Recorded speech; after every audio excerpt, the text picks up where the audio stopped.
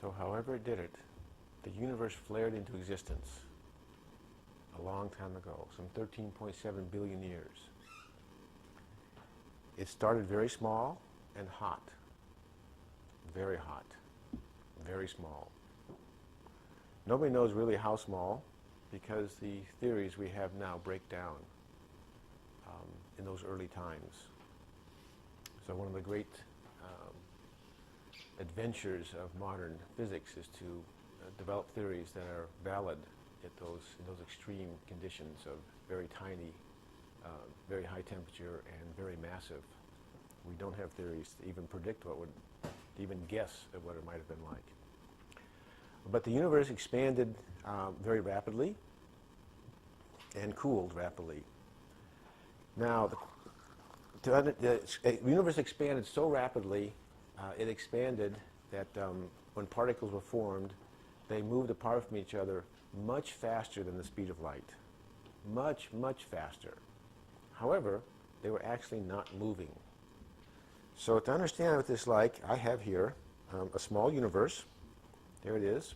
And you see, you probably can't see, but that's okay, you can believe me, there are 4 dots, 4 pen marks on there. Now, this is going to be a 2-dimensional universe. This universe is going to be just the skin of this balloon. We live in a 3-dimensional universe. So you got to translate from 2 dimensions to 3 dimensions. So I'm talking just about the surface of this balloon.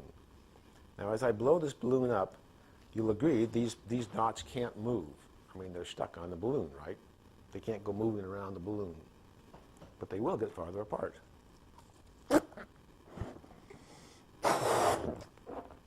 The dots are now here, here, here, and here.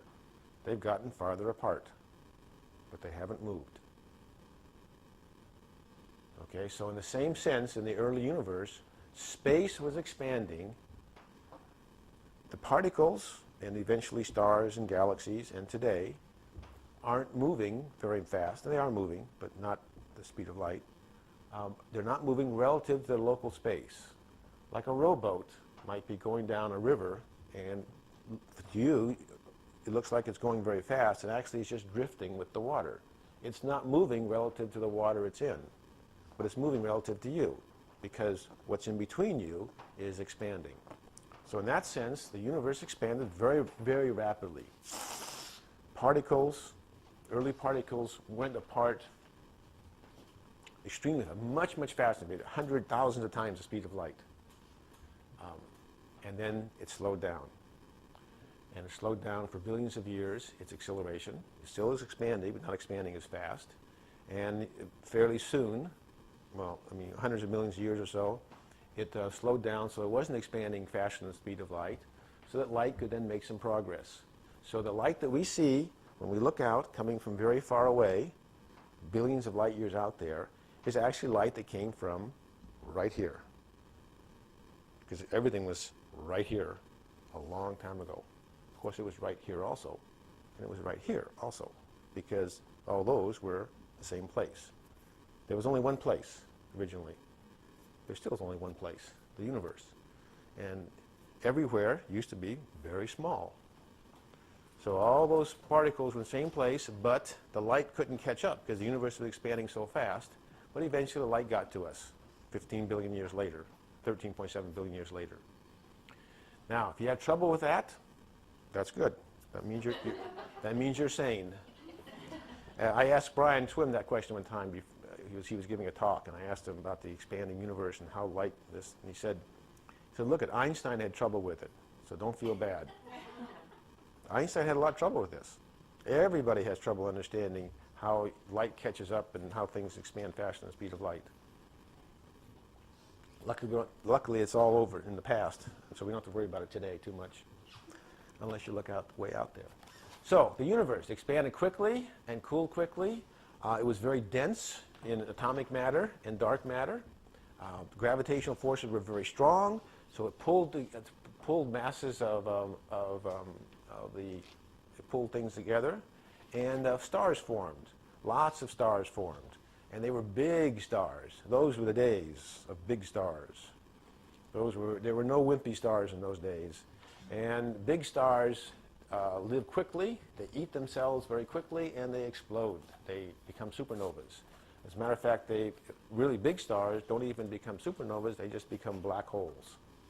There's so much gravity, so much attraction, they can't even explode. They just get crushed in on themselves. So in those days, there were lots of black holes. The matter that did escape was sent out in wisp like this. This is the remnants of a supernova. An exploding star blasts out itself. This is also the early stages of a supernova. This was happening all the time in the early universe. And these gases and these dust particles, what form here, would be drawn together very quickly, form another star or a black hole, and blast off again. So that was the history of the early universe for 1 billion years. Meanwhile, they're gathering together into galaxies. First small clusters, and then small clusters form bigger clusters, and so on until you get the galaxies. And this happened very early. Within 1 billion years, we had very large galaxies. Those black holes that were formed from the stars, they reside at the center now of our galaxies. And there may be some wandering about, or at least some small ones. I just read, actually, this morning in my Science News, an article is to be published, that discovery of a black hole that in the early universe is over 12 billion years old, and it's 10 billion times the mass of the sun. It's a black hole that is 10 billion times the mass of the sun. You see, these numbers, the universe is this massive, strange, exotic place. As I said yesterday, the best approach is always humility. We have not understood what the universe is like, and we still don't very much. But we understand a lot, but it's not very much. You just get to keep that dynamic. There's a lot known, but it's not very much probably of what will be known someday or what may never be known. So the universe expands and cools. As it cools, it's possible for matter to exist, and then eventually galaxies. And an interesting process is this. These are gases. This is actually this red is oxygen, I believe. Goes out, and elements are formed. And here's something you saw in your high school chemistry, I'm sure, and kind of makes your heart go pitter-patter when you see it again, I'm sure. The atomic chart. So early in the universe, the very first part of the universe, only hydrogen and helium were formed in the teensy, teensy, teensy bit of lithium. Very teensy. I emphasize teensy. Stars, though, make everything.